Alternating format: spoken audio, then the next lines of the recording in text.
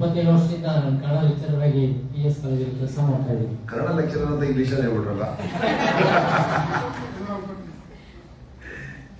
ನನಗೆ ಈ ಒಂದು ಕಾರ್ಯಾಗಾರವನ್ನು ಏರ್ಪಡಿಸಿದಂತ ಈ ಮಹತ್ವಪೂರ್ಣವಾದಂತಹ ಕಾರ್ಯಾಗಾರಕ್ಕೆ ನಾನು ನಿಯೋಜಿಸಿದಂತ ನಮ್ಮ ಸಂಸ್ಥೆಗೆ ಮೊದಲಿಗೆ ನಾನು ತುಂಬಾ ಧನ್ಯವಾದಗಳನ್ನು ಹೇಳ್ತೇನೆ.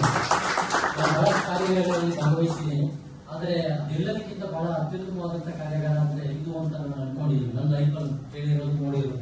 Very good, super, thank you sir. ನನಗೆ ಇದ್ರ ಬಗ್ಗೆ 1 ನಿಮಿಷ ಮಾತಾಡೋದಂದ್ರೆ ಆಗಿರೋ ಕೆಲಸ. ಸರಿ, 2 ನಿಮಿಷ ತಗೊಳ್ಳಿ. ನನಗೆ ಮಿನಿಮಮ್ ಒಂದು ಅರ್ಧ ಗಂಟೆ ನಾನು ಆದ್ರೂ ಅಷ್ಟೇನು ಮಾತಾಡೋದು, ನಾನು 1 ನಿಮಿಷ ನಾನು ಮುಗಿಸ್ತೀನಿ. ಹಾಗಾಗಿ ಮೊದಲಿಗೆ ನಮ್ಮ ಸಂಸ್ಥೆಗೆ ನಾನು ಥ್ಯಾಂಕ್ಸ್ ಹೇಳಿ ಇಷ್ಟಪಡ್ತೀನಿ. ಮತ್ತೆ ನನ್ನಲ್ಲಿ ನಾನು ತುಂಬಾ ಚೆನ್ನಾಗಿ ಪಾಠ ಮಾಡ್ತೀನಿ, ಕನ್ನಡ ಹೆಚ್ಚಾಗಬೇಕು. ಅದ್ರಲ್ಲಿ ಬಹಳಷ್ಟು ಬದಲಾವಣೆಗಳನ್ನು ಮಾಡ್ಕೋಬೇಕು ಅಂತ ಅನ್ಕೊಂಡಿದ್ದೀನಿ ಈಗ ನಾನು. ಯಾಕೆಂದ್ರೆ ಆ ತರದ ಒಂದು ಮೋಟಿವೇಶನ್ ಸ್ಪೀಚ್ ಅನ್ನ ಸರ್ ಅವರು ನಮಗೆ ಕೊಟ್ಟಿದ್ದಾರೆ. ಅದರಿಂದ ನನ್ನ ಮಕ್ಕಳಲ್ಲಿ ಇನ್ನೂ ಬಹಳಷ್ಟು ಉತ್ತೇಜನಕಾರಿಯಾದಂತಹ ಕೆಲಸಗಳನ್ನು ಮಾಡಿ ಅವ್ರನ್ನ ತುಂಬಾ ಒಳ್ಳೆ ಮೌಲ್ಯಾಧಾರಿತ ವಿದ್ಯಾರ್ಥಿಗಳನ್ನಾಗಿ ಸಮಾಜಕ್ಕೆ ಬಿಡಬೇಕು ಅನ್ನೋದು ನನ್ನ ದೊಡ್ಡ ಬಯಕೆ. ಮತ್ತೆ ಆ ತರ ಮಾಡೇ ಮಾಡ್ತೀನಿ ನಾನು ಅದೊಂದು. ಮತ್ತೆ ನನ್ನ ಬೇಗೇನು ಅಂದ್ರೆ ನಾನು ಬಹಳಷ್ಟು ಮೋಟಿವೇಶನ್ ಇವುಗಳನ್ನೆಲ್ಲ ನೋಡ್ತಾ ಇರ್ತೀನಿ, ಇವ್ರದ್ದು ಕೇಳಿದ್ದೀನಿ. ಆತರ ನಾನು ಕೂಡ ಮೋಟಿವೇಶನ್ ಸ್ಪೀಚ್ ಮಾಡೋದ್ರಿಂದ ಒಬ್ಬ ವ್ಯಕ್ತಿ ಆಗ್ಬೇಕು ಅಂತ ಬಹಳ ಆಸೆ ನನಗೆ.